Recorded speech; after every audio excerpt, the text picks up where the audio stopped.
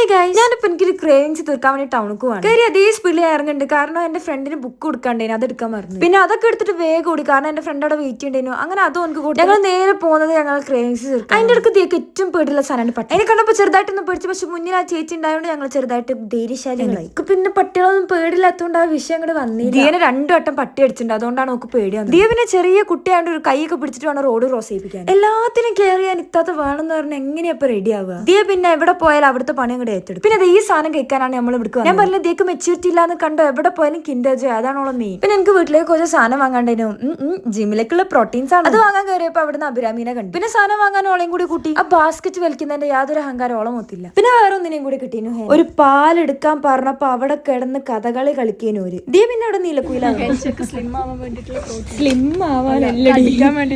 അതിന്റെ അടുത്ത് ദിയ എങ്ങനെ മോട്ടറാക്കുണ്ടായിരുന്നു, എല്ലാം നീല കളറ് പറഞ്ഞിട്ട്. അവരും പിന്നെ സ്വന്തം വീട്ടിൽ പണിയെടുത്തില്ലെങ്കിലും നമുക്ക് വേണ്ടി നല്ല ഹെൽപ്പ് ചെയ്യും. അതിന്റെ അടുത്ത് ബില്ലടിക്കാൻ നിർത്തിയതിനുള്ള ഡിപ്രഷനിലായി. പിന്നെ ഫുൾ കച്ചറ, അത് വേണം ഇത് വേണം ഫാന് വേണം മുട്ടായി വേണം എന്നൊക്കെ പറഞ്ഞിട്ട് അങ്ങനെ പിന്നെ അതൊക്കെ ഡീലാക്കി നമ്മൾ നേരെ സാധനം വാങ്ങി നേരെ പോയി. അപ്പൊ ഇത്രയുള്ളൂ ഗൈസ്, ബൈ.